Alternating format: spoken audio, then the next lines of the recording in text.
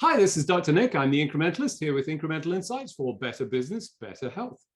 And I'm Fred Goldstein with Accountable Health, here helping employers, payers, and healthcare systems with their population health improvement programs. So, Nick, you are an international, a man, should say, of international travel, living in different countries, et cetera, keeping up with things going on around the world, and particularly with COVID, where we're seeing a lot of variations in how people are handling this stuff. And I know you've sort of been watching Perth, Australia, as I understand. Yeah, you've got to watch this with interest. And it was a little bit of a surprise to me because I hadn't realized that they were still outside of the general um, principles of Australia as a whole. But it turns out, at least as of the most recent information that I have, that they are still on sort of, max lockdown. It's, a bit like that movie with New York turned into a prison. I forget what Escape they from New York. Was that it? Escape from New York. That's it. Aren't Yeah. you brilliant? We don't need IMDb when we've got Fred in the house, so that's good to know. um, and they are essentially not only locked down for air travel and I guess sea travel, but also the land borders. So you cannot enter. It's total lockdown with very strict protocols. Now, Australia had that. New Zealand had that. They kept their cases very low, although still managed to enter the country. And what I saw over the course of time was a pullback from that.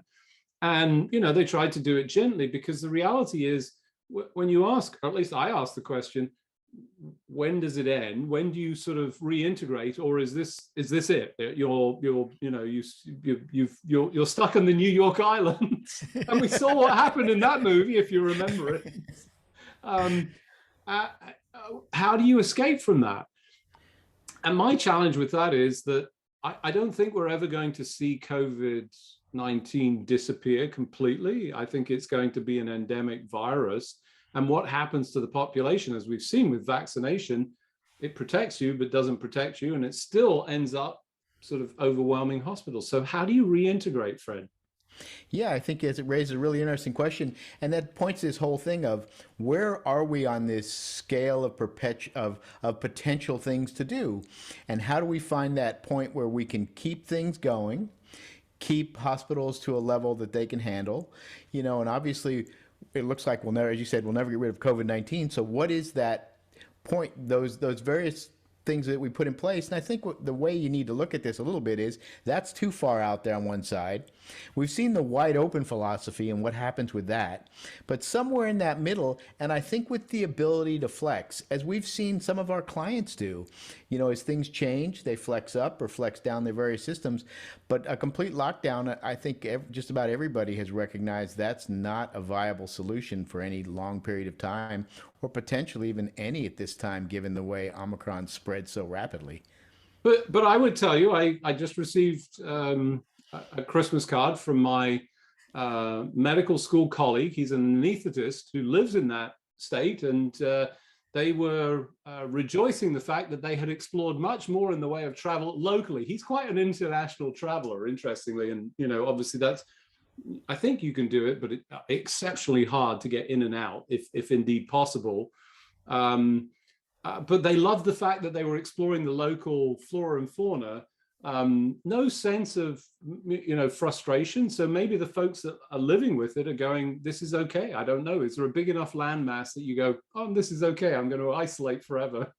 And at the same time, is the economy based enough on internal production that it doesn't need people coming in, that it doesn't need tourists or things like that? And I think that clearly impacts some of those things as well. Maybe you can find an isolated little place that, hey, we just produce and push it out, and the money comes in electronically, and we're good to go. Yeah, I think that's the important point about your spectrum is that this is about creating a life that's livable. It's one of the challenges that I think we have masking. It's certainly an area that you and we disagree. We have slightly differing opinions on the appropriate masking. I view any mask is better than no mask. I've certainly seen folks that say if you're wearing a cloth mask, that's pointless. I actually disagree with that. I mean, maybe if it's a single layer, but for the life of me, I've not seen one. Even the first one that I bought was, the only one I could find at the time was more than one layer, because it just was. I think maybe if you made it from a sheet or something, but that's still providing value. And for me, it's more tolerable. I think what the challenge is, and I've worn an N95 when I was doing testing and volunteering and so forth. And at the end of that day, and I see it with my colleagues who are doing it all the time, you have sores around the mouth, it destroys your face. That's very hard to do that every day, every time you interact. I'm not sure, unless we find alternatives to that. Absolutely. I will say, I wish I were in your situation this morning, going to a few different stores when I ran out midday.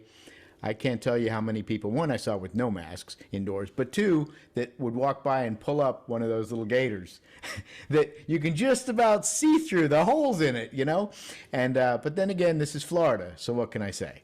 Yeah, so let's put that in a spectrum of, those are really not, it's, that's not delivering value, wearing a mask, and recognize that there is a spectrum and better. But, that's the point. We can do better, and we can surround ourselves on that spectrum.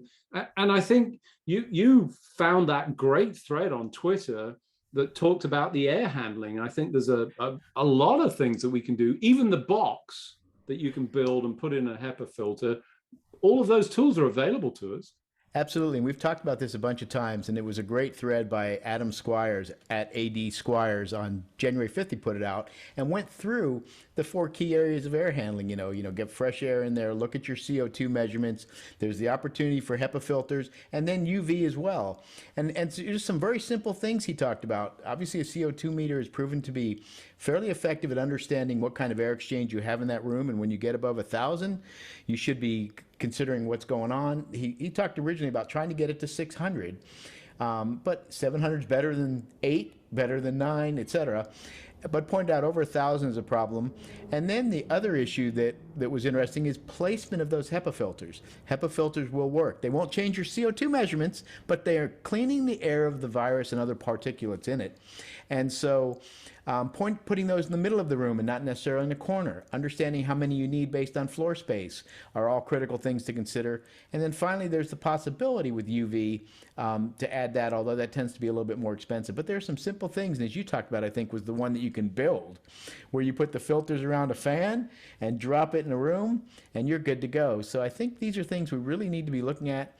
And I think we'll see more of that. I know in some places you're beginning to see buildings where they put a CO2 measurement as you're walking in and say, here's the level in here, which is a fascinating way to show that they're a safer environment.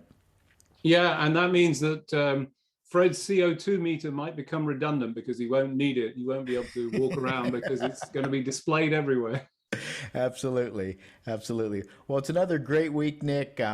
Really interesting on what's going on overseas. It's always good for us to learn from what others are doing or trying. Lots of unique things happening. And with that, this is Fred Goldstein. Thank you so much for listening. If you'd like more information, please go to accountablehealthllc.com. And this is Dr. Nick. I'm the Incrementalist here with Incremental Insights for better business, better health.